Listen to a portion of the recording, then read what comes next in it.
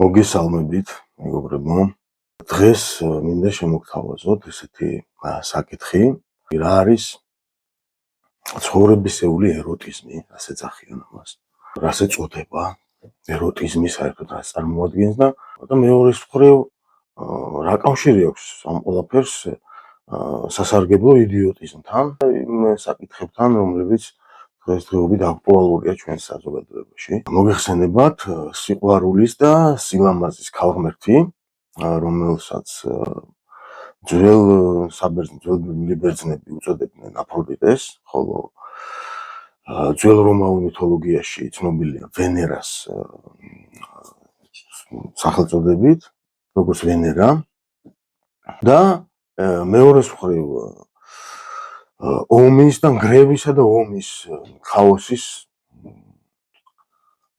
ღმერთი ძველ ბერძნებში, რომელსაც უწოდებდნენ არეს, ხოლო ძველ რომაულ მითოლოგიაში, რომელსაც უწოდებდნენ მარსს.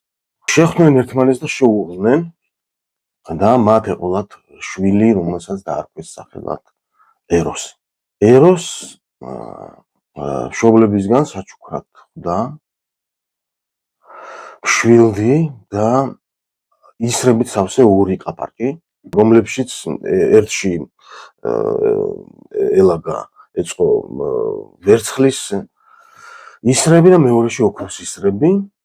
მას შეეძლო მისი შეხედულებისამებრ მოეწესრიგებინა სასიყვარულო ურთიერთობები და ესე წარმოიშვა ახალი პარადიგმა, ახალი ჰიპოსტასი ადამიანის ცხოვრებაში. მინდა დავსვა ერთი კითხვა თქვენი აზრით, თუ კი სული ცენტრალური ადგილია ჩვენს შინაგან სამყაროში, თუ კი სული არის ცენტრი, ხო? ფსიქია. მაშინ რა ადგილი უჭირავს ჩვენს შინაგან სამყაროში ეროსს, ეროტიზმს, აი ამ ჰიპოსტასს რა ადგილი უჭირავს თქვენი აზრით? საერთოდ ცხოვრებაში ეროტიზმს და ეროსის განვითარების სტადიები არსებობს ცხოვრებაში, ბიზნესში და ამაზე ცალკე ვიდეო შემოგთავაზებთ. ახლა ცოტა სხვა მიმართულებით გადავხტავს ამაზე საუბარი, ამიტომ დავუბრუნდეთ ისევ ეროტიზმის პარადიგმას. რა არის ეს? ეროსი არის ძალის წარმოქმნის ადგილი. ეროტიზმი არის ცხოვრების თეთრი ძალა. აი მადლს, რასაც ვეძახით, იმ მადლის კოსმოგონური არსი არის ეროტიზმი, რომელიც უპირატესი ხარისხით და უპირატესად გააჩნია თავს ამ ცხოვრებაში. ეს ძალა წარმოიქმნება იქ, სადაც აი სიყვარული და ომი ხდება ერთმანეთსა, ქაოსი და წესრიგი. აქ არ იგულისხმება სექსუალურობა იმ გაგებით, რომელიც ყოფით ყოფით ცხოვრებაში მოიაზრება, სექსი და სექსუალურობა, ეროტიზმში მაინც და მაინც ეს არ იგულისხმება. ადგილი, სადაც ცხოვრება საკუთარ თავს იწვევს ევოლუციისთვის, განვითარებისთვის, თვით განვითარებისთვის. ანუ ეროტიზმს პირდაპირ კავშირი აქვს თვით განვითარებასთან, გამრავლებასთან, ევოლუციასთან და არ ემდენად სექსუალურ ურთიერთობასთან, თუმცა სექსიც არავის გამოურიცხავს ამ ჩვენს ცხოვრებას. ეროტიზმს გაცილებით უფრო სიღრმისეული, საბოლოო ჯამში ეროტიზმი გულისხმობს საკუთარ თავში ჰარმონიის მოპოვებას, აი იმ ადგილის მოძებნას, სადაც ეს წინააღმდეგობები ხდებიან ერთმანეთს. ჩვენ ხშირად ამ ფუნქციის, აი ამ ინსტინქტის, ამ ჩვენი მოცემულობის, ეს ბუნებრივი მოცემულობა, ეს არის სოციალური კონსტრუქტი. ეს ბუნების კანონზე ვსაუბრობთ ახლა ჩვენ. ხო? ხშირად ადამიანები მიმართავთ ხოლმე ჭკუას, რაღაც სიბრძნეს და რაღაც, ესე იგი, აი ამ ცნობიერ ნაწილს ჩვენსაც, რომელიც გულისხმობს ამ ინსტინქტის დაკმაყოფილებისთვის მიმართავთ აი ესეთ კატეგორიებს, ესეთ მოცემულობებს ჩვენი ფსიქიკის, რაც მოიცავს რომანტიკულ და პლატონურ ურთიერთობებს, რომელიც ნებადართულია საზოგადოების მიერ და ასე ვთქვათ, მიჩნეულია, რომ თუ კი ადამიანი ესე იქცევა, ესე რაღაც საზოგადოების მიერ ნებადართულად და აღიარებულად, მაშინ ის პიროვნულად ფლობს სრულყოფილ და ამაღლებულ და კეთილშობილურ თვისებებს, გააჩნია მას პიროვნულად ესეთ თვისებები. კითხვა ისმის ესე რომ ნამდვილად გაგვაჩნია ჩვენ ეს თვისებები?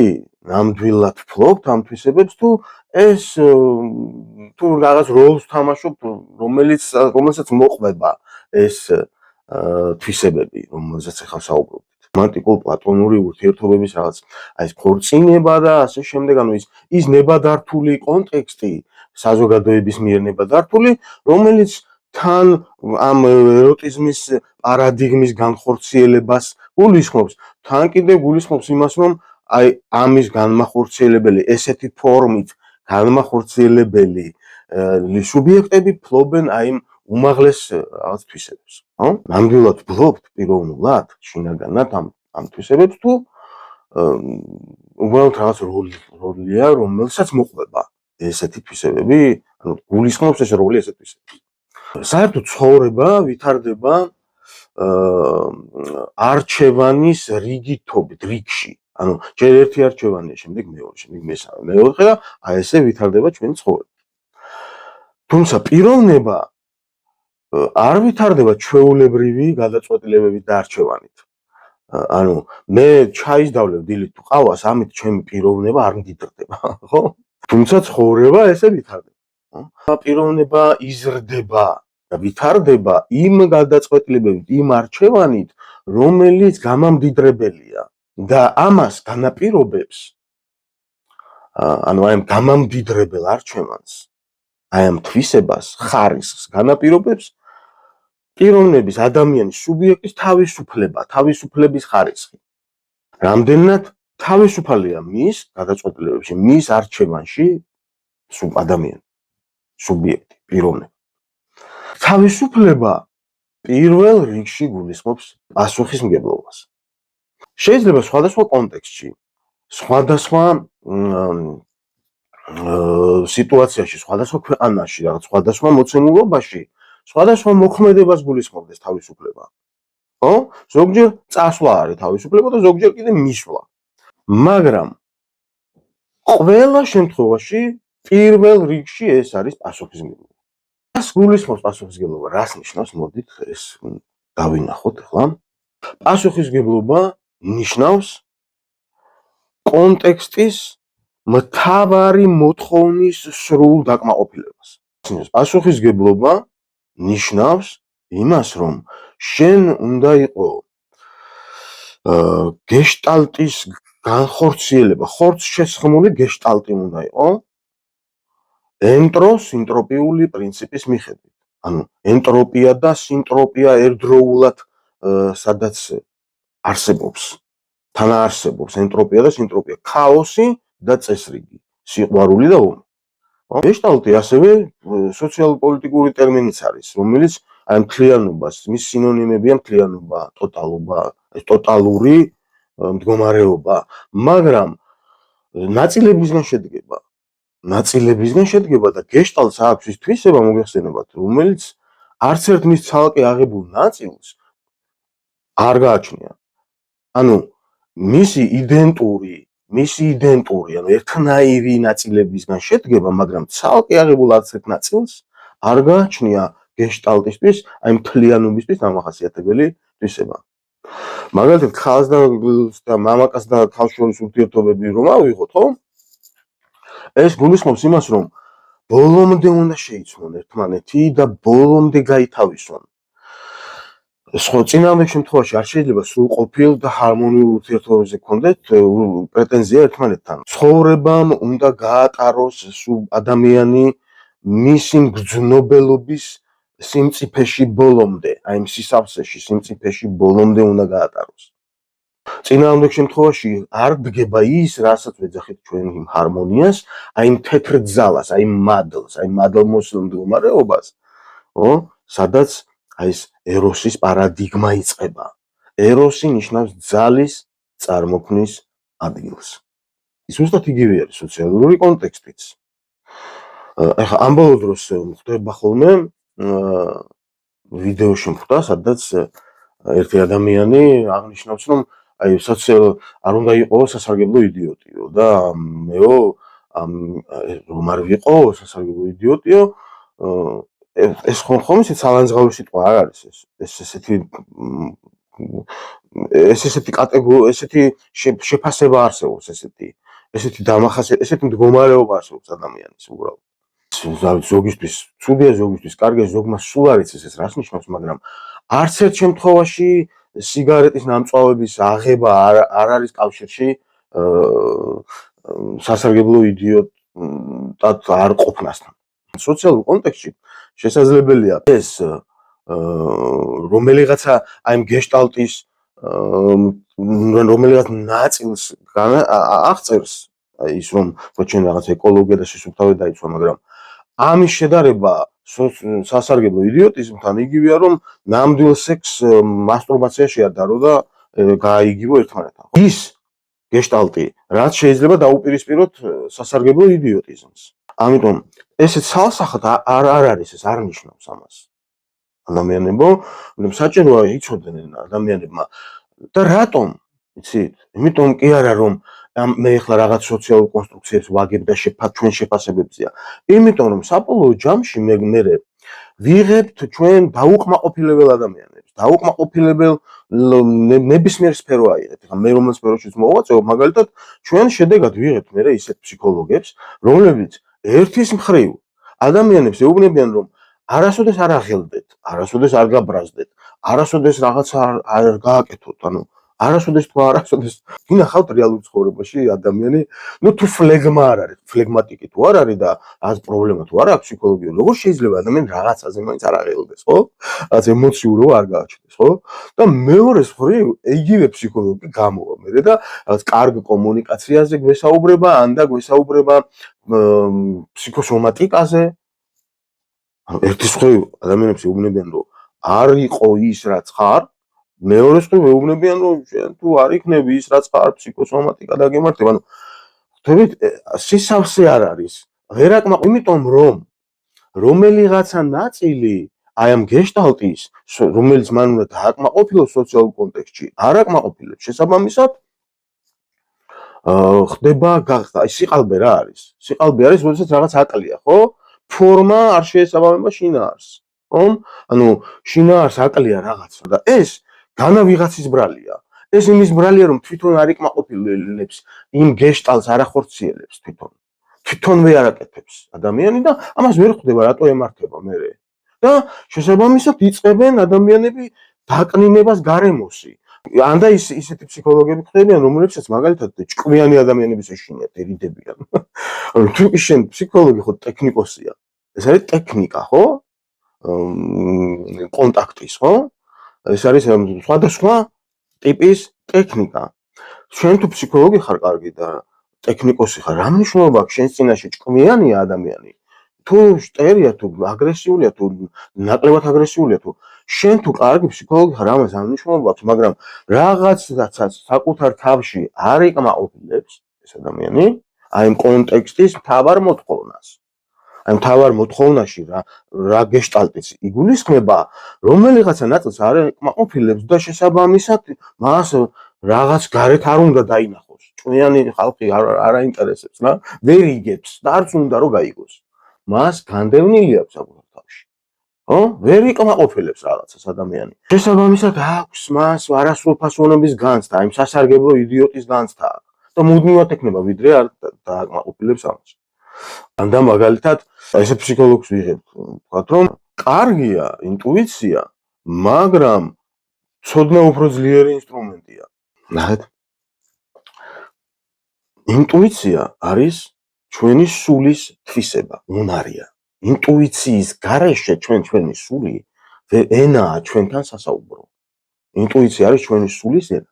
ხო და თუ კი ცოდნა და ფსიქოლოგია არ გულისხმობს საკუთარი არაცნობიერი, საკუთარი იმ სულიერი მხარის, საკუთარი იმ შინაგანი სამყაროს შეცნობას თუ არ გულისხმობს და ინტუიციასთან მისვლას თუ არ გულისხმობს და უფრო ძლიერად მიაჩნია თავი, ვიდრე ის არაცნობიერია, ხო? ის გაუცნობიერებელი მხარეა ჩვენი, ხო?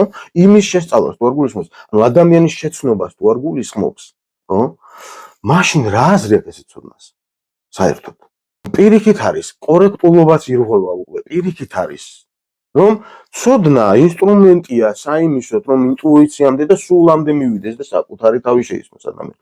როდესაც ადამიანი საკუთარ თავს შეისმოს, ის უკვე სხვასაც ხედავს რაღაცა სხვადასხვა იმგენის ატრიბუტიკის გარეშე, თვებით რას გულისხმობ? ადამიანი რაღაც კონტექსტის სოციალურ კონტექსტის თავარ მოთხოვნას თლიანობაში ვერ აკმაყოფილებს. რაღაცა განდევნილი, რაღაცა აკრძალულია მისი თავისთვის. მე ამაში რაღაც არ ვერევი, არ შემიძლია რა.